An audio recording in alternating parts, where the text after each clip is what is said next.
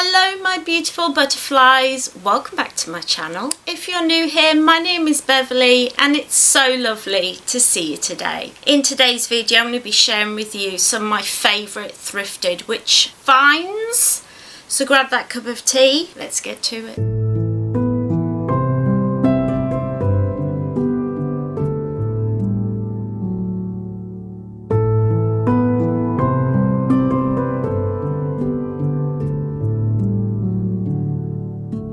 So I'm a big believer in thrifting, not only because I'm a woman on disability benefits, so I don't have a lot of excess money to spend on whatever I would like, but also because we throw away so much in society nowadays. Everything's plastic, everything's just, I'm not a fan of like modern aesthetics all that much. I'm very much a vintage gal, as you may have noticed by my attire. But I will say this, the things that you can find in the charity shop, you will find for anybody's style or preference. People of all backgrounds, all cultures give to charity shops. And that is why I love going. I love finding these little treasures in amongst everything. And it just feels so special to me. It's some of my favourite things to do. So let's talk about some of my favourite thrifted witchy finds. My first thing is to always look for plates. Plates are a great thing to find. And I found these beautiful plates not too long back. So this first one is really beautiful. It's white, it has gorgeous like little pink flowers all around it. It's gorgeous. It reminds me of the 90s or late 80s. I just love this style. It's just a little like oval plate. I've used this for candle spell. I had the candle in the middle and I put the herbs and everything around the outside. Plate keeps it contained if something happens. It's just safer. These are great for that. And I also found this really cute. It's obviously from a set, but there's just one left. I feel so sorry for whoever collected the whole set and then only one survived. It's gold rimmed around the outside. It's pink with little polka dots on it. It's so cute. And again, this is great for doing candle spells. I love doing like little crystal grids on here and things like that. You can do a lot of witchcrafty things with a thrifted plate. You can look for colours that correspond to the things that you're wanting to achieve with your spell. You can look for things that are going to just match your aesthetic, or just things that are going to look nice in your room. But whatever, plates are really useful. You can also use them as offering dishes for deities and spirits that you work with. Very useful, and these are two of my favourites. The next thing I love to find is like crystal glass. Crystal glass collection was a huge thing in like the 40s probably to like the 70s. It's not so much in fashion anymore, but as people of that generation start to pass away, we find a lot of it in our charity shops, and I buy it a lot for cute ways of storing things. So this is like supposed to be a little basket, and I keep my charms in here for charm casting. It's so cute, it's beautiful, it's cut glass. It's just gorgeous, and it just elevates it from being like just a box or a pot with my charms in. It just feels so much more special. I love that so much. And then this one is just a really lovely serving plate. People would have used this in for parties, dinner parties, that sort of thing. I keep all my tumblestones in it. And it's beautiful cut glass. Can you see around the outside? Absolutely gorgeous. And I just keep all my tumblestones in here. These were really nice as well if you wanted to make like a butterfly or bee. What am I thinking of? Come on, brain.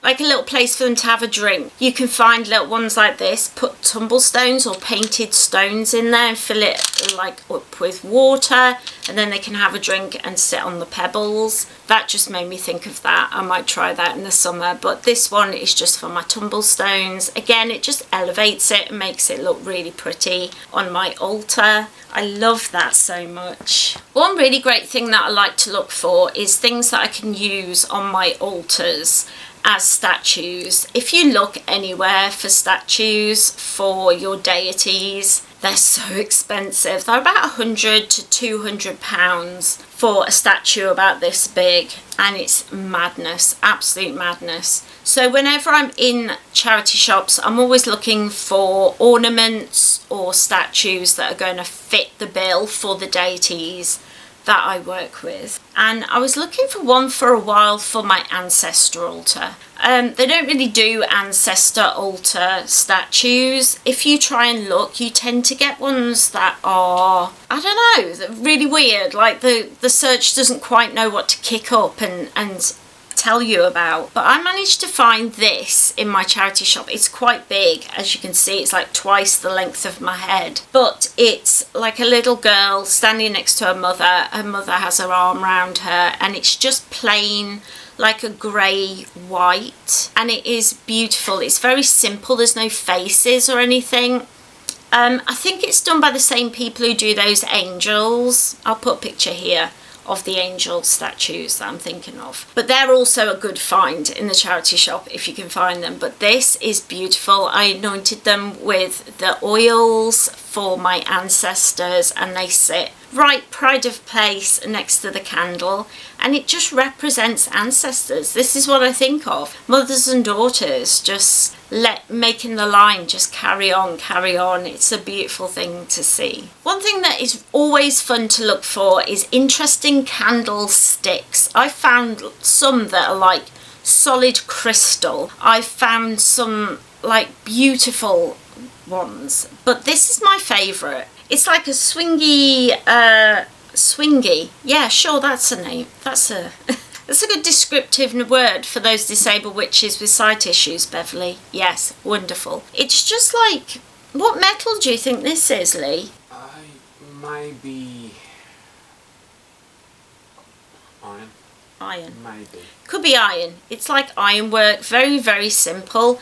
And then hanging off there is a tea light holder. It's glass, so you can even remove that and use it separately.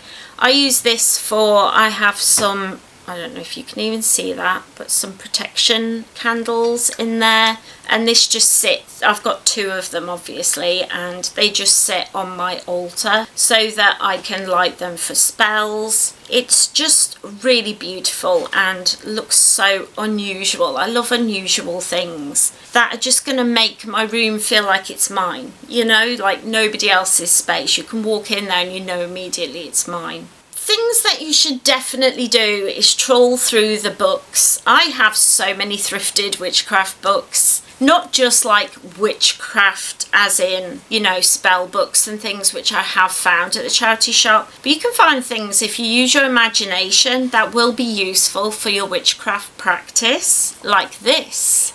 This is just a little guidebook of trees of Britain and Europe. Now this is great if you're out and about on a walk. You can just throw it in your bag. Then if you want to collect some specific type of tree, like to make a wand, for example, you've got an idea, oh, I want to make a wand, but I need to know it's the right kind of wood for the thing that I want it to be, you know, then you can take this with you. You can also use it just generally to improve your knowledge of what leaves and things will look like. This was like probably less than £2. Really cute little book and so easy. It's got like pictures of the tree, how it looks in place, but also the leaves and any flowers or any kind of fruit or conkers that come off them.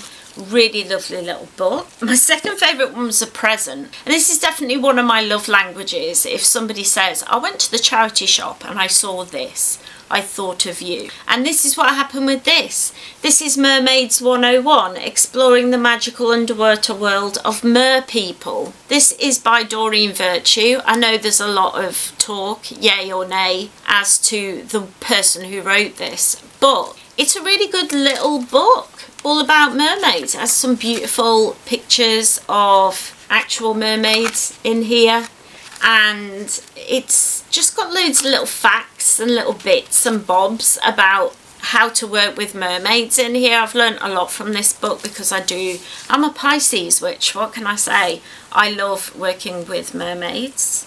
I also found this book, How to Grow Herbs. Now, how many of us witches work with herbs and plants? And not all of us are very good with our green fingers. And so wouldn't it be lovely to have a little book all about just growing herbs? It even has a lot of information in here, but it also has all information about the leaves, what time of year to plant them, lovely pictures in here. Like, it's just a lovely little book. And I found it in a charity shop. And the thing is, if I want to grow herbs, that information doesn't change. How to grow herbs it's just information. Perfect little gardening, and there's loads of gardening books. If you want to take up and become a green witch, or you're just starting your green witch journey and you're like, I want to learn how to do this, look for gardening books. And this is one of my favourite books that I found in a charity shop. How to Trace Your Family Tree in England, Ireland, Scotland and Wales. The complete practical handbook for all detectives of family history, heritage and genealogy. So I'm doing ancestor work. I want to look into my family tree. I find the perfect book, and it's brilliant. It's got loads of beautiful old pictures in there, tons of information about just how to trace your family tree. So if you want to do it, there's the information. And this came to me at a time when I was just thinking I would kind of like to look into how to trace my family tree. This was £2, and I bet it was a lot more new. Or they've put the sticker over the thing, but I bet this was about £20, maybe even more. So this was perfect. It came to me just at the perfect right time, and I know that it was my ancestors who were like, you want this book, this book's going to help you. Here it is. So you can see, if you use your imagination, a little crystal dish that most people just throw away and a gardening book can become witchcraft items very easily, and it's so much cheaper than trying to buy those aesthetic beautiful things that you see on Instagram or in shops that are really expensive. If like me you're on a strict budget, try looking in your local charity shop. And also, if there are things in your witchcraft practice that you no longer need, books for witchcraft that you have read and you don't think you really vibed with and you don't want it anymore, take it down your charity shop. There may be a local witch who is down on her luck and just needs a little bit of something to perk her up, and she's going to find that thing that you've got rid of, and it's going to make her week. So always get rid of the clothes and the bric-a-brac and the things that you don't use, because somebody else will think they're treasures. And don't forget to go and actually shop in your local charity shop. I hope this will get you inspired to go and have a look. You'll be surprised the treasures that you can find. I really hope that you enjoyed today's video. If you did, don't forget to leave it a cheeky little like, a comment and a subscribe. They're all free and they're all magically wonderful things that will help me to know, and the YouTubiverse to know, that you enjoyed it, and it will spread it out just that little bit more. Take care everyone, have a wonderful, wonderful magical week, and I will see you in my next video. Bye!